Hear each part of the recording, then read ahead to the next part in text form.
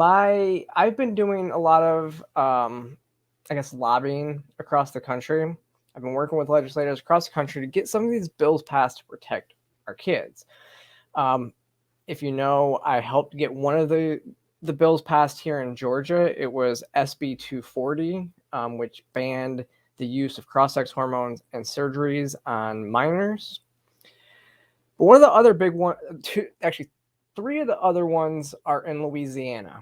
So there's two bills in Louisiana. One I actually consulted on last year to help make sure, almost right. I didn't write the bill, but I helped after the bill was written just to add some clarity to it. That bill basically says that a school has to they have to get parental permission before they use a child's new name and pronouns. So it's basically a forcing mechanism to you for schools to tell parents when children are having gender identity issues. The other thing it does is it makes sure that schools do not deviate when it comes to curriculum. They don't deviate from state what is it from the state standards. So the state sets the standards. They can't deviate from that standard, and that's again so that we're not teaching gender ideology in these schools because it's not approved off on by by the state. So the other bill, and this is the one that was the really big one from obviously they're all big, but it's the ones that are banning care. I'm not gonna say care. The ones that are banning sex changes for minors, so puberty blockers, cross-sex hormones, and surgeries for minors, those are the big ones to me. Those are the ones that are the most important to me, I guess, if I put them out there. Now, I didn't work on this bill when it was being written, but I do support one of the bills. The bill that's, I think it's, don't quote me on this, I think it's 468. And I've been trying to, again, still push with legislators. So what happened? The bill passed. It passed the Senate, passed the House, and it passed with veto-approved majorities. My concern has always been, we know that the Louisiana governor was going to veto those bills, and he eventually did. So Governor John Bell Edwards vetoed all of the bills that all three that I've been working on. The problem is, and this is my concern, is that a lot of these legislators voted yes on these bills knowing that the governor was going to veto them, so that they weren't the ones that were going to be holding up these bills. And if you remember, the one to ban cross-sex hormones or ban sex changes, that one got killed in committee, and then after committee, they had to do some maneuvering to even bring it to the floor for a vote. So they had to pull it from that committee and put it into another committee that they sent it to the floor, and that one passed well within a veto-proof majority in the Senate.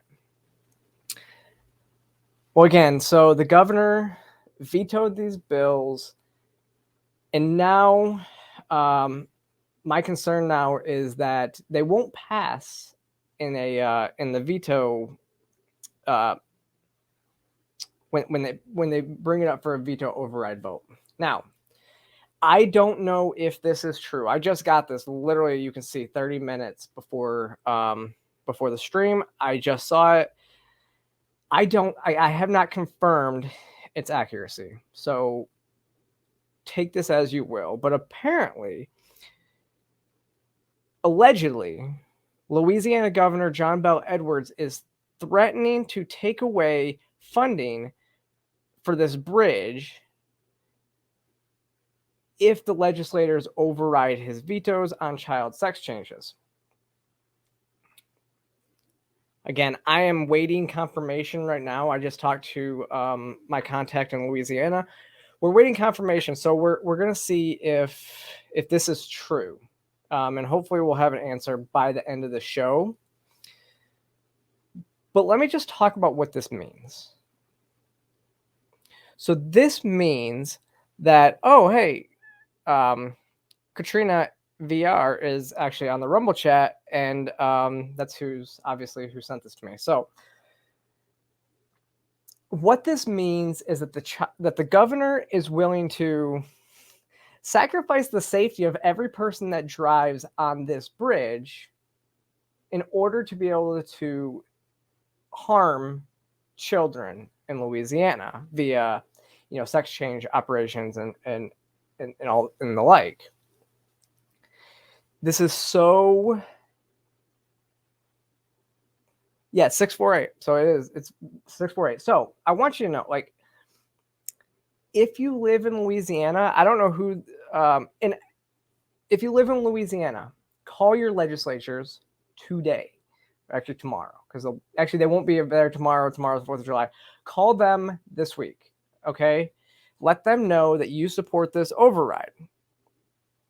Okay, so that's the main bridge between Shreveport and Bossier City. And actually, I know where Shreveport is. It's the 3rd biggest metro in the state. Actually, that's not far from Fort Polk, Louisiana, where the military trains, where the Joint Readiness Training Center is too. So I could see there being a lot of issues. So there's a lot of traffic issues on that bridge. Okay. Call your legislatures if you're in Louisiana. Let them know that you support this override, and also let them know that in order for them to not go into session again, not come back to session, they have to opt out.